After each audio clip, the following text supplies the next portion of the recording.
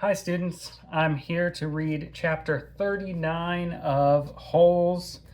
If you remember at the end of chapter 38, Zero's sickness got worse. He threw up and then passed out just as they were about to find some water at the top of the mountain in the desert.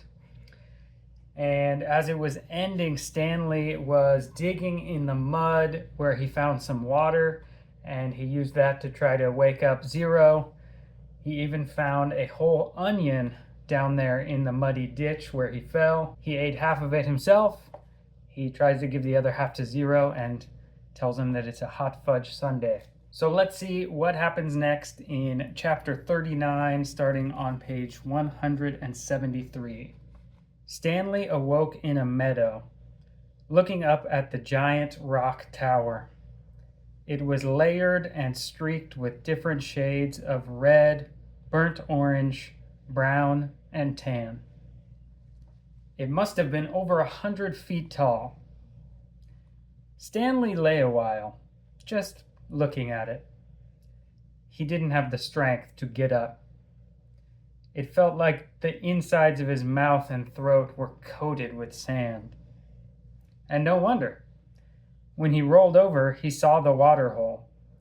It was about 2.5 feet deep and over 3 feet wide.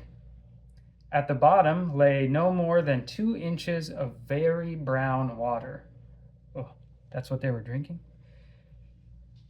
His hands and fingers were sore from digging, especially under his fingernails. He scooped up some dirty water into his mouth, then swished it around, trying to filter it with his teeth. Zero moaned. Ugh. Stanley started to say something to him, but no words came out of his mouth, and he had to try again. "How you doing?" It hurt to talk. "Not good," Zero said quietly. With great effort, he rolled over, raised himself to his knees, and crawled over to the water hole. He lowered his head into it and lapped up some water. I guess he's drinking it kind of like a cat or a dog out of the water bowl, using his tongue. That's what I imagine when I hear lapped up. Then he jerked back, clutched his knees to his chest, and rolled to his side. His body shook violently. Stanley thought about going back down the mountain to look for the shovel, so he could make the water hole deeper. Maybe that would give them cleaner water. They could use the jars as drinking glasses.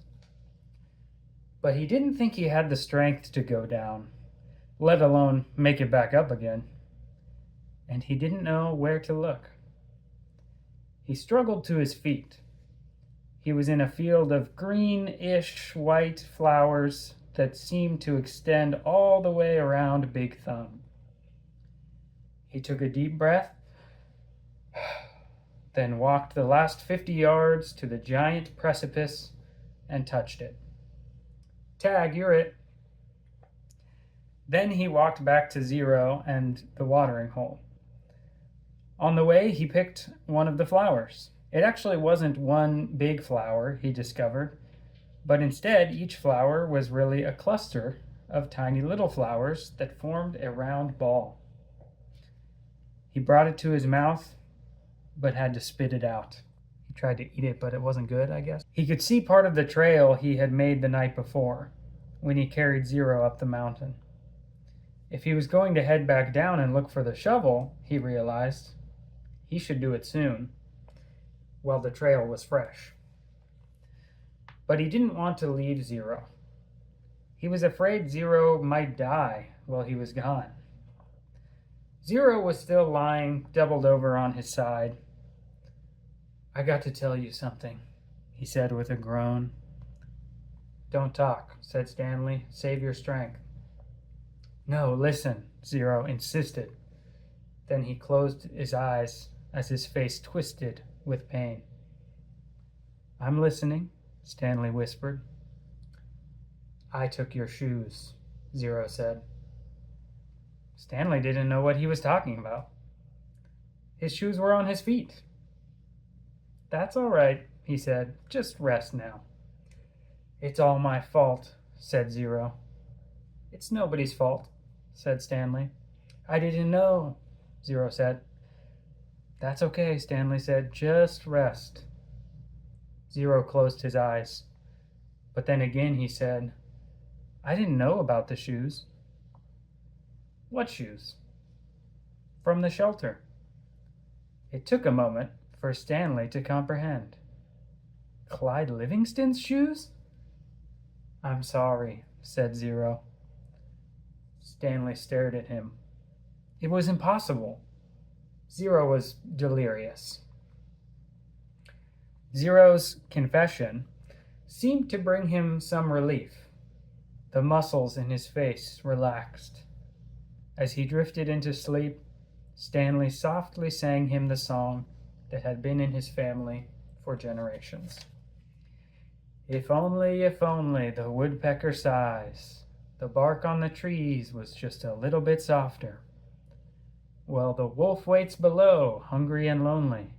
He cries to the moon, if only, if only.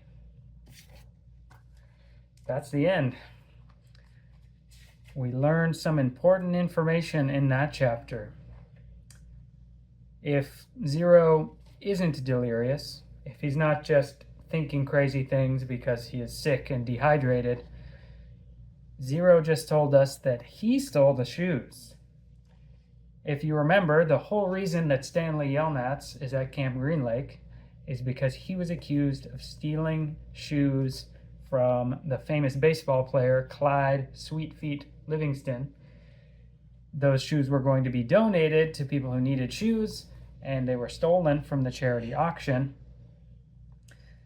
Again, if Zero is telling the truth, it sounds like Zero stole those shoes. Maybe he didn't know they were special, but Zero might just be the reason that Stanley is here at Camp Green Lake. Well, stay tuned for the next chapter, chapter 40, to see what happens next. Do you think Zero really stole the shoes? If he did, do you think Stanley will be mad at his new friend? Comment down below what you think will happen next.